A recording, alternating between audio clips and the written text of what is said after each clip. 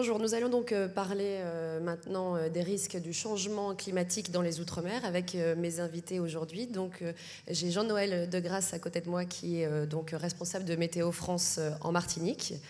Bonjour. Nous avons aussi Malika René Trouilloufou qui est donc enseignante chercheur en écologie marine spécialisée dans les coraux. Donc vous êtes basée en Guadeloupe. Bonjour. Et Fabrice Vandomel, vous êtes donc fondateur de Big Green Engineering, qui est donc un bureau d'études et qui intervient dans la construction en bâtiment. Bonjour. Donc, cette thématique, donc, les changements climatiques et leurs risques dans les Outre-mer, pourquoi parle-t-on de ça déjà par rapport à l'actualité? Et puis, rappelons-le, 70% de la biodiversité européenne se trouve dans les Outre-mer. Et puis, le côté humain, c'est aussi cette population qui est exposée, vivant justement sur le littoral.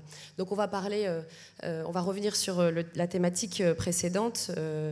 Le débat précédent, Saint-Martin, cet ouragan, Monsieur Degrasse, est-ce qu'on l'a vu venir? Est-ce qu'il y avait des signes annonciateurs?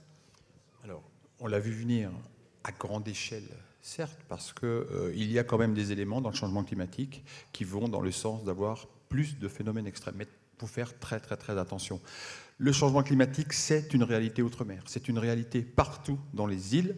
C'est une réalité qui est encore plus exacerbée que sur les continents, contrairement à ce qu'on pouvait croire. Je vous donne quelques chiffres. Augmentation de température aux Antilles en 50 ans, 1,3 degré, quasiment un quart de degré par décennie. C'est beaucoup plus que la moyenne mondiale. On se croyait à l'abri, on s'est dit il y a des alizés, on est bercé, la pollution c'est pas pour nous, le réchauffement c'est pas pour nous. Si, c'est pour nous. Toutes les îles sont concernées de la même façon par des problèmes de température, par des problèmes de montée du niveau de la mer aussi. Alors bien sûr, c'est 2-3 mm par an. Mais ça fait 10 ans, 20 ans, 30 ans, 40 ans, et ça va continuer comme ça. Donc vous voyez, les conséquences, elles y sont. Donc on veut après pouvoir dire, à chaque fois qu'il y a un ouragan, ah, c'est le changement climatique. Rappelez-vous, Al Gore, La vérité qui dérange, Katrina, la Nouvelle-Orléans, ah, Katrina, c'est le changement climatique. Non, le changement climatique est une réalité. Il ne faut pas tout attribuer au changement climatique. Irma, sur Saint-Martin, on l'a entendu précédemment, c'était un ouragan exceptionnel pour les petites Antilles. Il y a eu déjà dans le passé et sur d'autres territoires des ouragans de même catégorie. Mais c'est vrai que pour les petites Antilles, c'était très marquant parce que c'est le premier ouragan majeur de catégorie 5, c'est-à-dire les plus puissants, à atterrir sur une île des petites Antilles. Ensuite, il y a eu un deuxième ouragan majeur, José, qui a menacé, et ensuite un troisième ouragan majeur. Donc oui, on est dans quelque chose d'exceptionnel, mais il ne faut pas tout relier au changement climatique. Est-ce qu'on doit s'attendre, justement, vous disiez, ces phénomènes vont devenir de plus en plus extrêmes, pas forcément plus nombreux, mais est-ce qu'aujourd'hui, on est capable de mesurer toutes ces données qui nous permettent effectivement de voir un petit peu dans l'avenir? Alors, l'intéressant, effectivement, c'est de se projeter dans le futur. Se projeter dans le futur en termes de risques. C'est quand on parle de risque, de quoi on parle? On parle de croiser des aléas. Là, l'aléa, c'est le réchauffement de la planète, avec de la vulnérabilité et des enjeux, ou de l'exposition, comme disent les anglo-saxons. Et l'aléa, pour une fois, c'est-à-dire le changement climatique, on peut avoir un petit peu la main dessus. Ce n'est pas comme un ouragan. Un ouragan, on n'a pas la main dessus. L'ouragan, il se présente, il va dans cette trajectoire, on ne peut rien faire. Il faut jouer sur la vulnérabilité et les enjeux. Mais on peut l'anticiper. Par contre, oui, alors on peut anticiper la prévention fondamentale, même l'information en temps réel. Mais ce que je veux dire, c'est qu'avec le changement climatique, on a un petit peu la main sur l'aléa. On a aussi un petit peu la main sur la vulnérabilité et les enjeux. Ça veut dire qu'il faut, dès maintenant, indépendamment du changement climatique, on le voit bien, les dégâts qui sont faits, passer à l'action. L'action pour se protéger, pour mitiguer les risques cycloniques, pour aménager autrement, pour informer autrement, pour faire de l'énergie autrement, et ainsi de suite. Tout ça, il n'y a pas besoin, en plus de rajouter le changement climatique. Il faut déjà agir parce que les données, comme vous l'avez dit, qu'on a rassemblées sont suffisamment inquiétantes pour le moment. Alors, il y a des choses qui se passent effectivement au-dessus du niveau de la mer et puis en dessous également. Malika, vous êtes spécialisée dans le récif corallien. Aujourd'hui, quelles conséquences on peut voir justement de ces changements climatiques qui peuvent justement altérer l'eau? Oui, merci Magali. Permettez-moi, suite à votre question et aussi aux chiffres et aux données très pertinentes qu'a transmis M. Degrasse, de rappeler à tous, parce que c'est important dans cette thématique, que l'océan, c'est le chef d'orchestre de la vie sur Terre. L'océan, c'est 70% de la surface du globe. C'est un outil l'océan régule la température de la Terre. L'océan, c'est une réserve de biosphère. Biosphère encore en grande partie inexplorée. Et dans cet océan, on retrouve les récifs coralliens. Les récifs coralliens sont au cœur des enjeux. Pourquoi? Parce que pour l'outre-mer, pour la France, c'est en outre-mer que nous trouverons les structures coralliennes. Grâce aux récifs coralliens ultramarins, la France est le seul pays au monde à avoir donc ces structures dans les 3 océans, l'océan Pacifique, l'océan Indien et l'océan Atlantique. Et c'est très important. Les récifs coralliens jouent des rôles de protection des côtes, des rôles invisibles pour la population souvent, mais ils protègent le littoral des effets de la houle et des effets de ces ouragans majeurs et dévastateurs. C'est aussi des structures qui offrent une biodiversité et une richesse importante. Ce sont les poumons des océans. Comme nous avons les planètes, dans les outre-mer, nous avons sous la mer les poumons des océans qui séquestrent le CO2 et justement tous ces effets dévastateurs des émissions de CO2 et des gaz carboniques. Et donc, justement, voilà les effets sur la biodiversité. Quelles sont les conséquences justement de cette température un peu plus élevée des océans? Depuis les années 80, 20 ans de données acquises à l'Université des Antilles dans les chercheurs de l'équipe et structurées aussi au sein de tous les outre-mer français dans des réseaux comme le Laboratoire d'excellence Corail. On sait que la conséquence première, c'est, avec les ouragans, destruction physique de ces constructions. Nous avons ainsi perdu en outre-mer des espèces emblématiques clés, édificatrices, tous les acroporas. Ensuite, quand la température augmente, la température des océans, vous avez le phénomène majeur et qui est visible, mais quand il est déjà très grave, c'est le blanchissement. Vous avez une rupture de la symbiose, perte des microalgues symbiotiques et un blanchissement des coraux. Une fois que l'animal corail est mort, vous avez sous l'eau un squelette vide, un squelette calcaire, blanchi, et qui pourrait revenir à une situation de départ, renouveler cette symbiose, mais il faut encore se poser la question de la qualité de l'eau. Les coraux sont des animaux qui ont des capacités naturelles de résistance et d'adaptation, mais il faut pour cela maintenir une qualité de l'eau suffisante, limiter les conséquences justement du changement climatique global qui augmente la température des océans, M. Degrasse a donné les chiffres, et prendre en compte que les phénomènes cycloniques de plus en plus fréquents et avec une intensité plus grave vont provoquer des destructions physiques irrémédiables des structures, des édifices coralliens qui protègent les côtes et les populations. Il y a aussi des maladies qui se développent justement sur cette biodiversité. Tout ça est lié à la qualité de l'eau. Aux Antilles et dans tout le réseau des chercheurs coralliens français, on assiste, et ça, les premières maladies ont apparu dans les années 80. Le problème, c'est qu'elles sont de plus en plus nombreuses et diverses, et que ces maladies, il y a toutes sortes de maladies, bandes blanches, bandes noires, elles déciment les coraux. Donc pour vous dire, qu'est-ce que j'ai essayé de décrire? Les cyclones cassent les structures, nous ont fait perdre des espèces édificatrices qui structuraient le récif et faisaient le rôle de barrière. Les coraux quand même essaient de résister. Il y a des nouvelles espèces qui s'adaptent et qui essaient de résister. Ces espèces sont impactées par la qualité de l'eau. Qu'est-ce qu'on rejette dans le milieu marin? Comment le réchauffement climatique fait que la température de l'eau est plus élevée, qu'on a une prolifération des algues et qu'en même temps des maladies, des bactéries, des microbes parviennent à cet environnement, peuvent s'y implanter puisque la température est plus chaude. Et donc, c'est vraiment des maladies qui affectent le corail dans la zone Caraïbe, alors qu'on a le moins d'espèces et nos récifs sont déjà en moins bon état, notamment par rapport au confinement de la zone, de la mer des Caraïbes notamment, mais on a le plus de maladies. On va en parler justement des solutions avec vous, Monsieur Vandomel. Et juste avant, je voulais voir avec vous, Jean-Noël Degrasse, est-ce que tous les océans sont impactés de la même manière ou certains peut-être ont plus de risques par rapport à ces phénomènes? Alors c'est pas si simple que ça.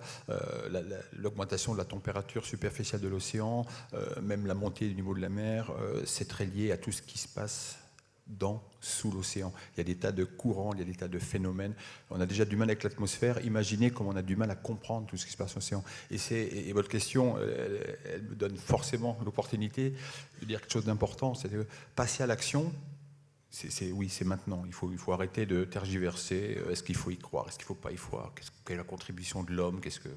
Ok, donc il faut arrêter. Il faut vraiment passer à l'action. Mais l'action, ça commence aussi par l'amélioration de la connaissance. Il y a plein de choses qu'on ne connaît pas assez.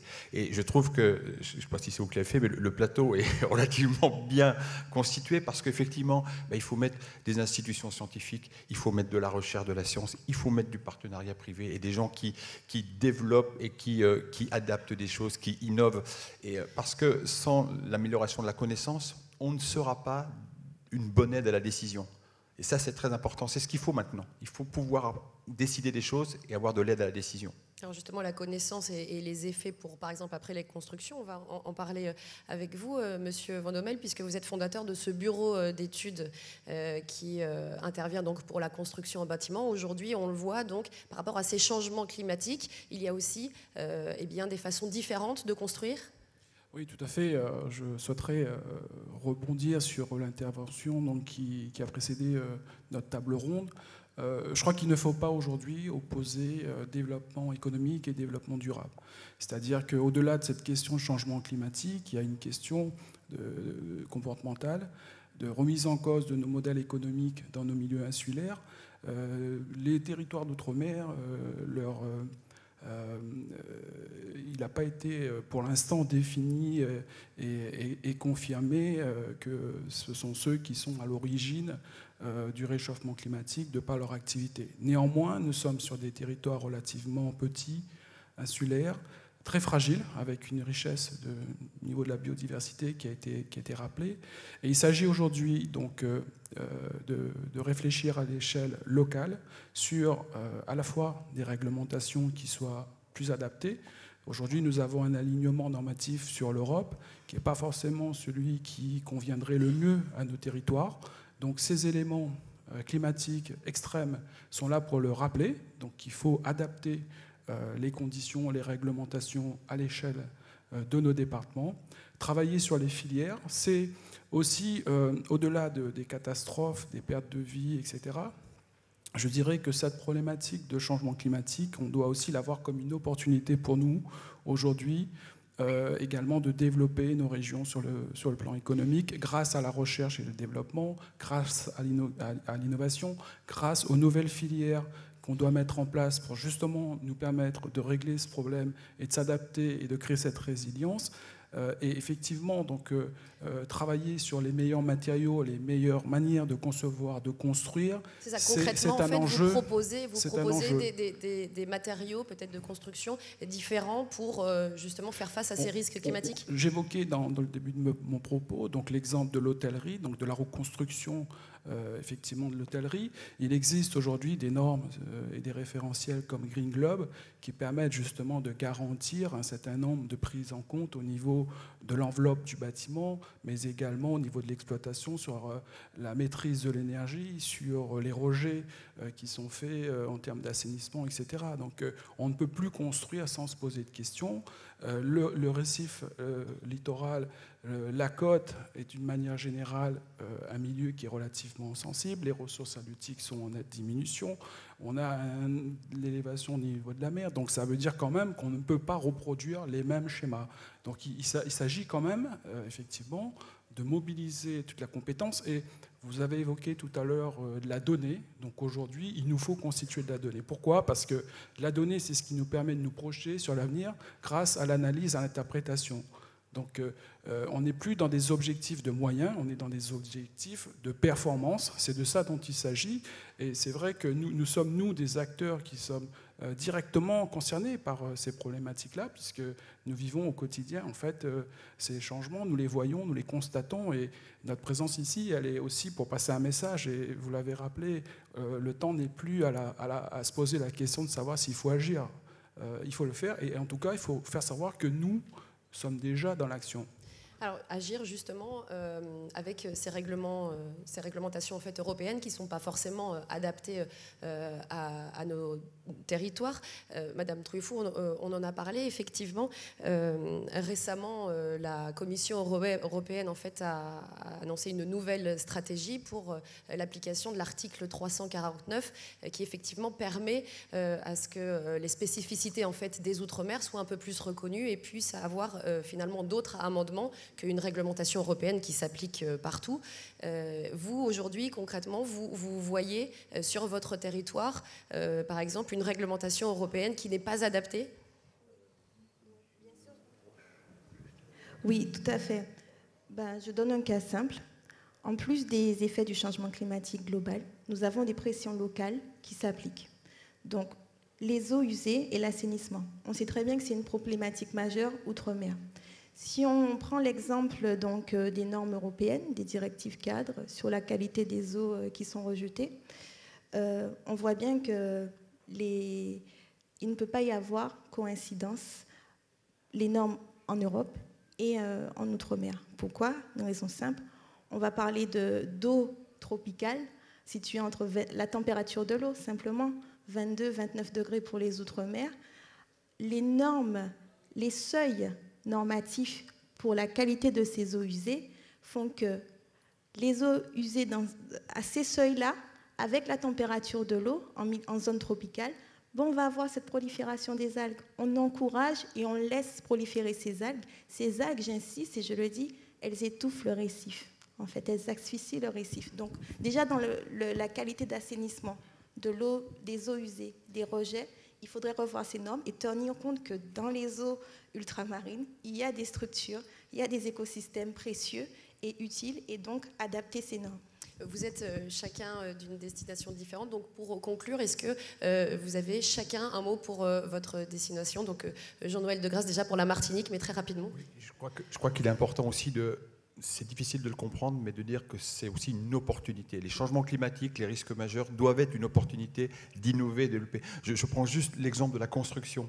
On peut faire du benchmarking dans le monde entier. Les ouragans, c'est pas nouveau. Les ouragans intenses, c'est pas nouveau. Il y a des gens qui ont trouvé des solutions, non pas pour résister à n'importe quel ouragan, parce qu'on ne peut pas le faire et que ça coûte très très cher, mais au contraire, faire du modulable, ça se détruit, ça se reconstruit beaucoup plus simplement. Par contre, on protège les vies. Donc vous voyez, il y a plein d'innovations, il y a plein de technologies, il y a plein de recherches à faire et il faut y aller maintenant.